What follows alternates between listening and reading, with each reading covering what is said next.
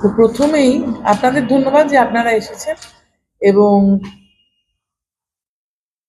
আপনাদের মাধ্যমে আমি ধন্যবাদ জানাতে চাই আমাদের মাননীয় মুখ্যমন্ত্রী মমতা বন্দ্যোপাধ্যায়কে। কালকের যে বাজেটটা পেশ করা হয়েছে পশ্চিমবাংলায় বিধানসভায়, সেটা প্রকৃত জনদরদি একটি বাজেট তাকে বলা যায়। আর তার 2-4 দিন আগেই আমি তো দিল্লি থেকে আসছি, সেখানে যে বাজেটটা পেশ করা হয়েছে সেটা মনে হয় যে ভারতবর্ষের যে গরিব প্রান্তিক মানুষ রয়েছেন, কৃষক রয়েছেন, মহিলা রয়েছেন, ছাত্র যুবক রয়েছেন, শ্রমজীবী মানুষ রয়েছেন, তাদেরকে সম্পূর্ণভাবে বাদ দিয়ে কেন্দ্রীয় সরকার একটা বাজেট পেশ করেছে দিল্লিতে।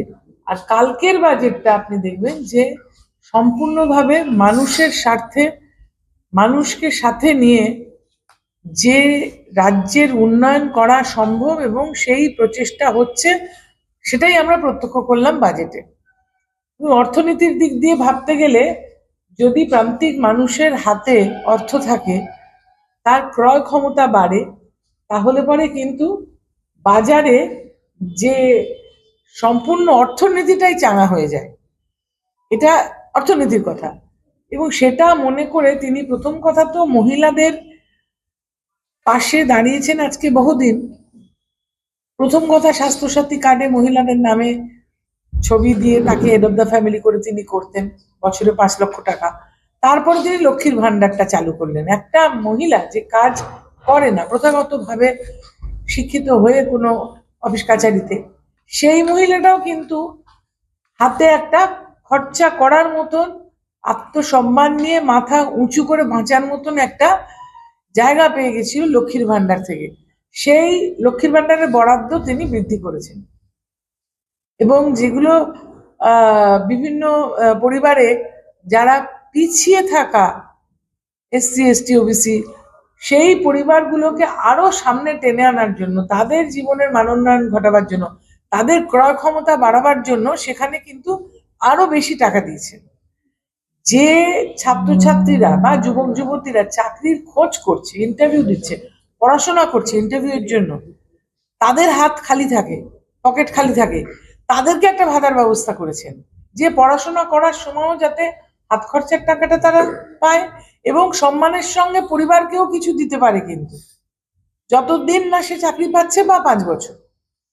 ঠিক এইভাবে প্রতিটা ক্ষেত্রে আমাদের কৃষি প্রধান দেশ এবং আপনারা কয়েক বছর আগে দেখেছেন যে ভুলভাল কৃষক নীতি, কৃষক বিরোধী আইন এনে কেন্দ্রীয় সরকার পাঞ্জাব হরিয়ানাকে উত্তাল করে দিয়েছে। এখনো কিন্তু তারা সেখানে বসে আছে, এখনো সেই কৃষকের ধর্ণা চলছে, কিন্তু আপনি কেন্দ্রীয় সরকারকে সেটা নিয়ে উচ্চবাচ্য করতে দেখবেন না।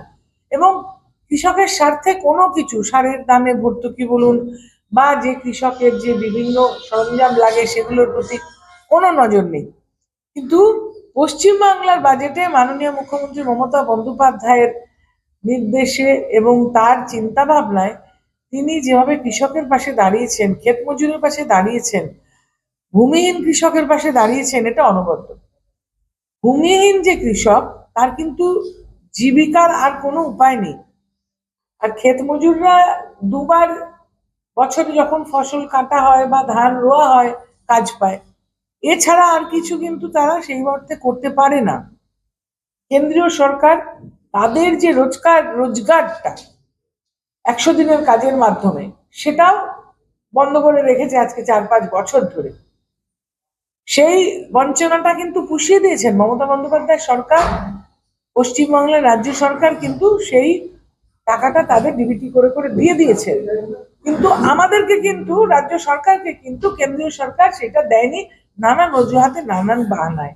আর তারপরেও এখন ক্ষেতমজুর প্রান্তিক চাষিকে উনি বছরে 2বার হাতে টাকা দেওয়ার ব্যবস্থা করলেন এবং কৃষককে যে সেচের ব্যবস্থা, জল তুলতে যে খরচাটা হয়, বা ইভেন কখনো কখনো সরকারি পাম্প থেকে না তুলে, শ্যালো থেকে অনেকে প্রাইভেটেও ডিজেল দিয়ে তোলে, তাদের একটা খরচা হয়, সেই সেচের ব্যবস্থাটা সম্পূর্ণভাবে তিনি নিখরচায় করে দিলেন, যাতে কৃষক খুব সহজে চাষ করে ঘরে ফসল তুলে একটু লাভ দেখতে পায়। এবং কৃষকের ঘরে হাসি ফোটা মানে, ঘরে লাভ আসা মানে কৃষক পরিবারগুলো কিন্তু ভালো থাকবে। এমনিতে এখানে আমাদের স্কুলের বাচ্চারা সব স্বাস্থ্য পরিষেবা তারা পান, এবং পেনশনভোগীরা এবারে কিন্তু এখন থেকে শুরু করে তারা 2 লক্ষ টাকা অবধি একটা খরচ পেতেন চিকিৎসার জন্য। তারপরে তাদের নিজেদের করতে হতো, কিন্তু তারপরের খরচাটাও প্রায় 75% রাজ্য সরকার তাদেরকে সহযোগিতা করবেন। বিভিন্ন খাতে যেভাবে তিনি কৃষকের পাশে দাঁড়িয়েছেন, বেকার যুবক যুবতীর পাশে দাঁড়িয়েছেন, মহিলাদের পাশে দাঁড়িয়েছেন, তাতে করে বোঝা যাচ্ছে যে তিনি প্রকৃত অর্থে একজন রাষ্ট্রনেতা।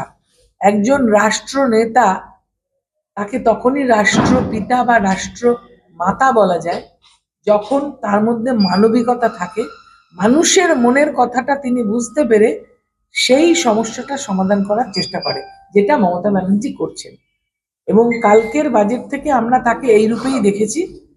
কিন্তু আমি না বলে পারছি না, আমি দিল্লিতেই ছিলাম, তিনি যেভাবে একজন আইনজ্ঞের পরিধান পরে সুপ্রিম কোর্টে গিয়ে দরদ দিয়ে যে সকল মানুষের নাম বাদ যাচ্ছিল ভোটার লিস্ট থেকে তাদের জন্য সওয়াল করেছেন, যে বিএলওরা মারা গেছে বা যাদের নাম বাদ যাচ্ছে, আতঙ্কে অনেক ভোটার মারা গেছে, যেদিনকে উনি সওয়াল করছেন তার আগের দিন রাত্রিরে আমাদের এই দেগঙ্গায় 34 বছর বয়সী একটি মহিলা, তার হিয়ারিং এর নাম এসছে শুনে কাগজপত্র সব গুছিয়ে গেছে সেন্টারে, সেখানে গিয়ে বাড়ি ফেরার আগেই মারা গেছে হার্ট অ্যাটাক হয়ে।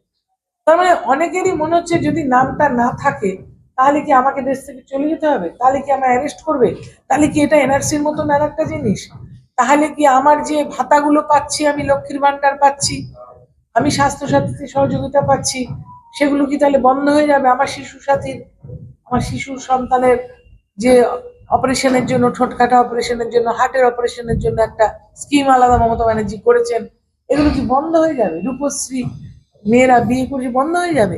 মানুষের এই যে আতঙ্কটা, এই আতঙ্কর জন্য ভারতীয় জনতা পার্টি যেভাবে নির্বাচন কমিশনকে ব্যবহার করেছে, এবং ন্যাক্কারজনকভাবে নির্বাচন কমিশনার তাদের পদলেহন করে যেভাবে সেই নির্দেশকে মান্যতা দিয়ে পশ্চিমবাংলার মানুষকে অত্যাচার করেছে, এটা একটা অত্যাচার। আমরা মনে করি যে তার সেই জায়গায় থাকার কোনো অধিকার নেই। তিনি যে পোস্টে আছেন তাকে সেখান থেকে সরে যাওয়া উচিত। কেননা যে মানুষরা ভোট দিয়েছেন, ভোটাররা ভোট দিয়েছেন, তারা লাইনে দাঁড়িয়ে আধার কার্ড করেছেন, বলছে যে সেটা নাকি মান্যতা দেওয়া হবে না।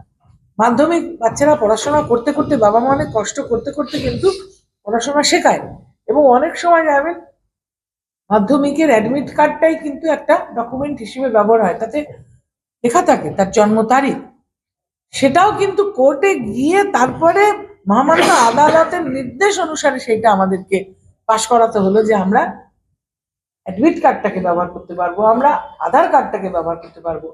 আমি ধন্যবাদ জানাই, 19 জানাই মহামান্য আদালতের আমাদের প্রধান বিচারপতি, যে তারা এই বিষয়গুলো আমাদের হয়ে, যখন আমাদের মুখ্যমন্ত্রী সওয়াল করেছেন, আপনারা আশা করি শুনেছেন তার সওয়াল জবাব, যেভাবে তিনি কথা বলেছেন, যে প্রতিটা পদে তিনি কিন্তু খণ্ডন করেছেন নির্বাচন কমিশনের ব্যভিচার, অত্যাচার এবং নিয়ম বহির্ভূত কাজকর্ম, আর সেগুলোকে মান্যতা দিয়েছেন সুপ্রিম কোর্ট।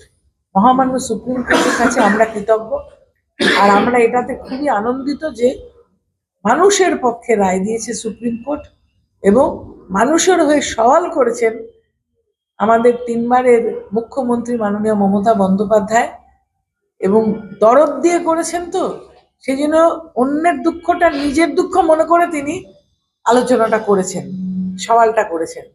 সেটাও আমি না বলে পারছি না যে এই ধরনের মানুষেরই রাষ্ট্রনায়ক হওয়ার যোগ্যতা আমরা দেখতে পাচ্ছি।